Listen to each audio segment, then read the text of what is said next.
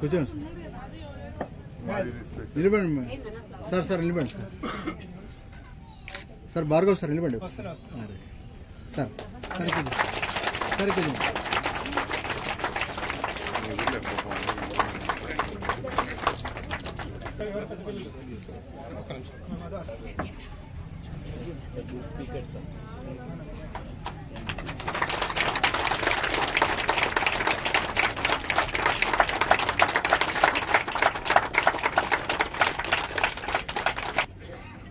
Sevajyothi service సొసైటీకి and Bhargav గారికి और ఇక స్టూడెంట్స్కి మా ఏపీఎస్పీ ఫ్యామిలీ మెంబర్స్ అందరికీ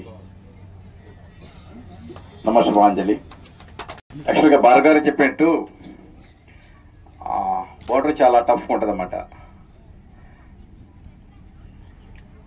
1962లో సో చైనా ప్లస్ వీటికి భారతదేశానికి యుద్ధం జరిగినప్పుడు పోలీసు చాలా మంది చనిపోయారు అక్కడ. సిఆర్పిఎఫ్ వాళ్ళు మన పోలీస్ కమమరేషన్ జరుపుకుంటున్నాం కదా, సో దాని సందర్భంగా జరుపుకుంటామట.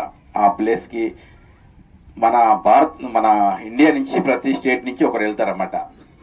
అలాగే ఆంధ్రప్రదేశ్ కంబైన్డ్ ఆంధ్రప్రదేశ్లో ఐఎమ్ ద సెకండ్ పర్సన్ అన్నమాట ఆ ప్లేస్కి వెళ్ళి.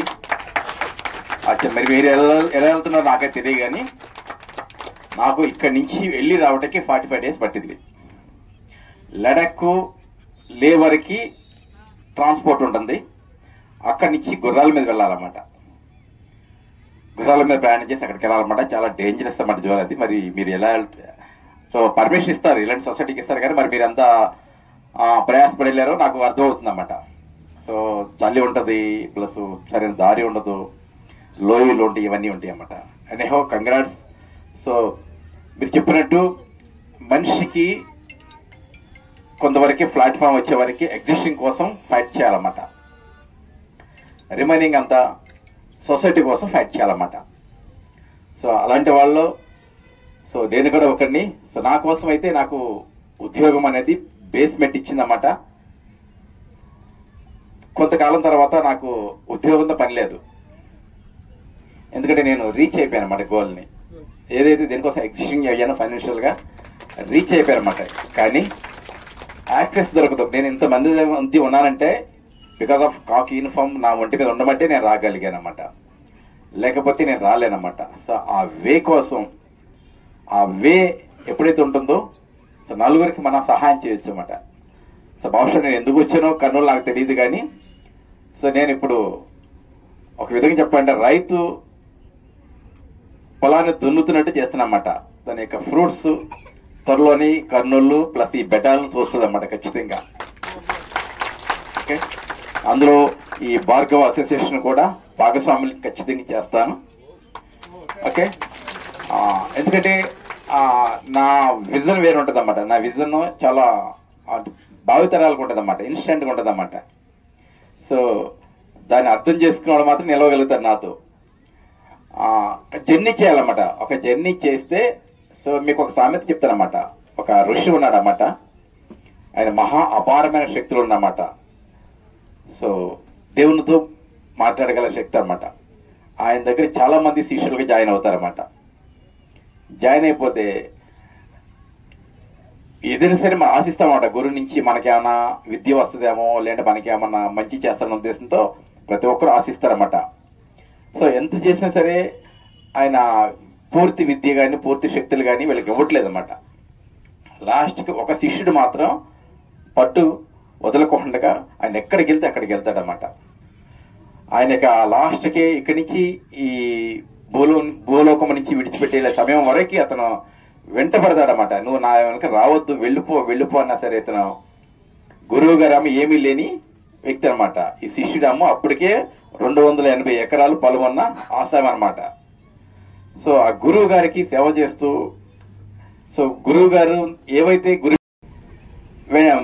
ప్రయత్నం చేస్తారన్నమాట. లాస్ట్కి ఇక గురువు గారి తప్పని పరిస్థితిలో అతనిలో ఉన్న విద్యనికి 2 విద్య ప్రసాదించి వెళ్ళిపోతాడు అతను. సో సొసైటీలో ఫలాలు అనేది అంత తొందరగా రావు, గుర్తుపెట్టుకోండి. నిదానం వస్తాయి. అప్పుడు ఎప్పుడు వస్తాయి అంటే ఇలాంటి సొసైటీస్ మనం ప్రోత్సహించినప్పుడు, అలాంటి సొసైటీస్ విసుగు చెందకుండా ఎవరు ఎంత కష్టపడినా హెల్ప్ రావట్లేదు, మాకు సహాయం చేయట్లేదు, అర్థం చేసుకోవట్లేదు అనేది మనసులోకి రాకుండా వాళ్ళ గోల్ ఏదైతుందో అది చేసుకుంటూ వెళ్తే ఏదో ఒక ప్లేస్లో చిన్న చిన్న కాలువలు వచ్చి పెద్ద నది అయినట్టు. సో మీ సొసైటీ కూడా అలాగే అవుతుంది. ఇలాంటి సొసైటీకి చాలా అవసరం అన్నమాట. గవర్నమెంట్ అఫీషియల్స్ అన్నీ చేయలేరు. సో సొసైటీలో కూడా కొన్ని వర్గాలు రంగాలు ప్రయత్నం చేస్తేనే మంచి సొసైటీని ఫామ్ చేస్తాం. కాబట్టి మా బెటాలియన్లో ఈ కార్యక్రమం ఏర్పాటు చేసినందుకు ఈ సొసైటీ వారికి ధన్యవాదాలు తెలియజేసుకుంటూ థ్యాంక్ యూ అండి.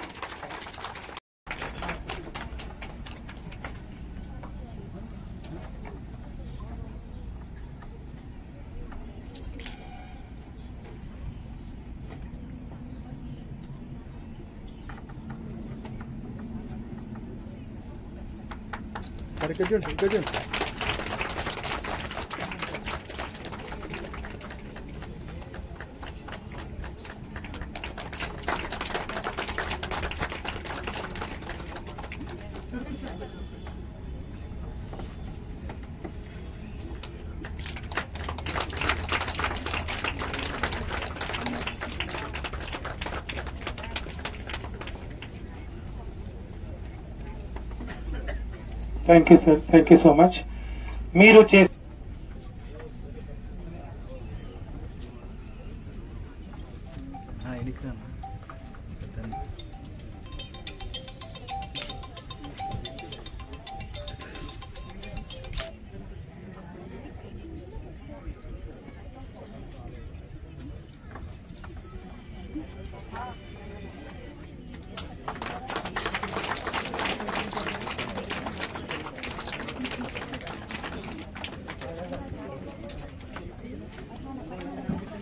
ఉండమ్మా, బేబీ చూడమ్మా, ఇక్కడ చూడండి ఒకసారి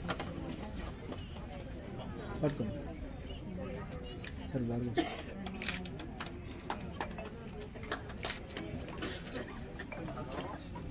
Thank you, sir. Thank you so much. Now,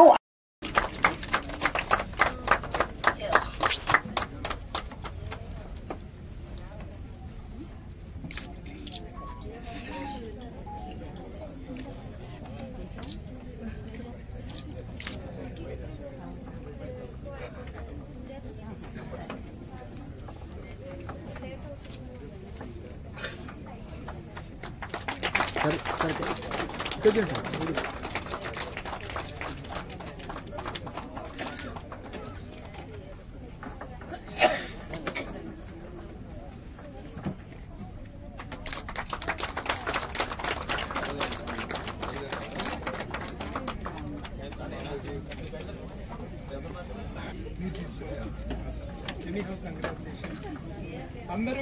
అందరూ